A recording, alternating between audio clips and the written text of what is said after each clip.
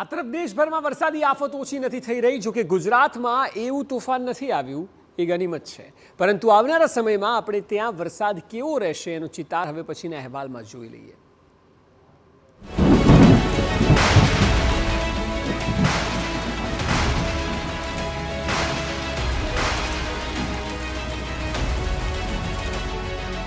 ગુજરાતમાં ક્યારે ધોધમાર?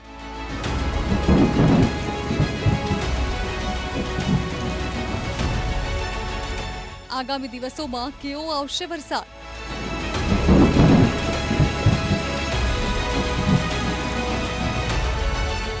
શું છે હવામાન વિભાગની નવી આગાહી?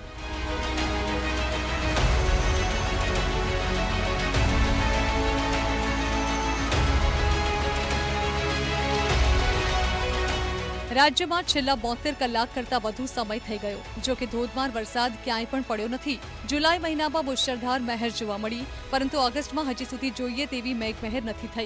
3 જિલ્લામાં યલો એલર્ટ આપવામાં આવ્યું છે. આ સિવાય કોઈપણ જિલ્લામાં ભારે વરસાદની કોઈ ચેતવણી નથી. સાબરકાંઠા, અરવલ્લી અને મહીસાગરમાં છૂટાછવાયા સ્થળોએ ભારે વરસાદની આગાહી કરવામાં આવી છે. જો કે આગામી 9 ઓગસ્ટ સુધી રાજ્યમાં ક્યાંય પણ ભારે વરસાદની શક્યતાઓ નથી.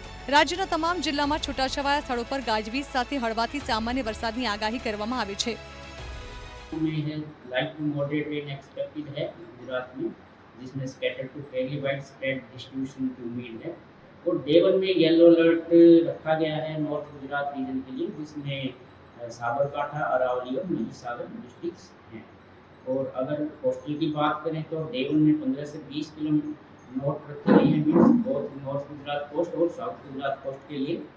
और डे 2 से डे 5 तक जो नॉर्थ गुजरात कोस्ट है उसमें 40 से 50 kilometre gusting to 60 kilometre wind की स्पीड दी गई है, जो मछुआरों के लिए वार्निंग दी गई उसमें. આગામી 6 થી 8 ઓગસ્ટ દરમિયાન બનાસકાંઠા, પાટણ, સાબરકાંઠા, મહેસાણા, અરવલ્લી, ગાંધીનગર, મહીસાગર, દાહોદ, પંચમહાલ, વડોદરા, આણંદ, ભરૂચ, છોટાઉદેપુર, નર્મદા, સુરત, તાપી, ડાંગ, નવસારી, વલસાડ જિલ્લાના મોટાભાગના વિસ્તારોમાં ગાજવીજ સાથે હળવાથી મધ્યમ વરસાદની શક્યતા છે. જ્યારે કે કચ્છ, મોરબી, સુરેન્દ્રનગર, રાજકોટ, જામનગર, દેવભૂમિ દ્વારકા, પોરબંદર, જૂનાગઢ, અમરેલી, ગીર સોમનાથ, ભાવનગર, બોટાદ જિલ્લાના અમુક સ્થળો અને 9 ઓગસ્ટના રોજ ગુજરાતભરમાં ગાજવીજ સાથે હળવાથી મધ્યમ વરસાદની આગાહી છે.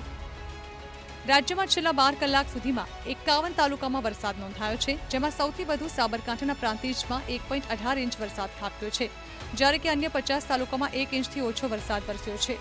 ગુજરાતમાં સિઝનનો સરેરાશ 63% વરસાદ નોંધાયો છે, જ્યારે કે દક્ષિણ ગુજરાતમાં સૌથી વધુ 67.11% વરસાદ વરસ્યો છે.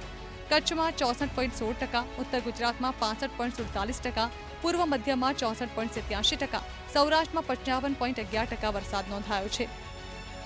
સરદાર સરોવર ડેમની જળસપાટીમાં ઘટાડો થયો છે. નર્મદા ડેમમાં ઉપરવાસમાંથી પાણીની આવકમાં ઘટાડો નોંધાયો છે. ડેમની હાલની જળસપાટી 132.57 મીટર પર પહોંચી છે.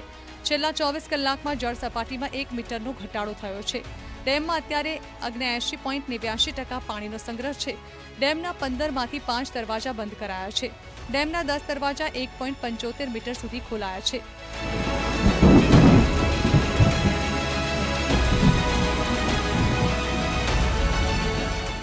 રાજ્યમાં અત્યાર સુધીમાં આશરે 66 લાખ હેક્ટર જેટલા વિસ્તારમાં ખરીફ પાકોનું વાવેતર પૂર્ણ થયું છે. છેલ્લા 3 વર્ષની સરેરાશ કાઢતા સામાન્ય રીતે રાજ્યમાં થયેલા કુલ 85 લાખ હેક્ટર વાવેતર વિસ્તારની સામે ચાલુ વર્ષે અત્યાર સુધીમાં 77% વધુ વિસ્તારમાં વાવેતર થયું છે. આ વર્ષે કપાસ અને મગફળીનું રાજ્યના ખૂબ જ મોટા પ્રમાણમાં વાવેતર થયું છે. ખેડૂતો દ્વારા અત્યાર સુધીમાં આશરે 20 લાખ હેક્ટરથી વધુ વિસ્તારમાં કપાસ અને 20 લાખ હેક્ટરથી વધુ વિસ્તારમાં મગફળીનું વાવેતર કરવામાં આવ્યું છે. Bureau report, TV9.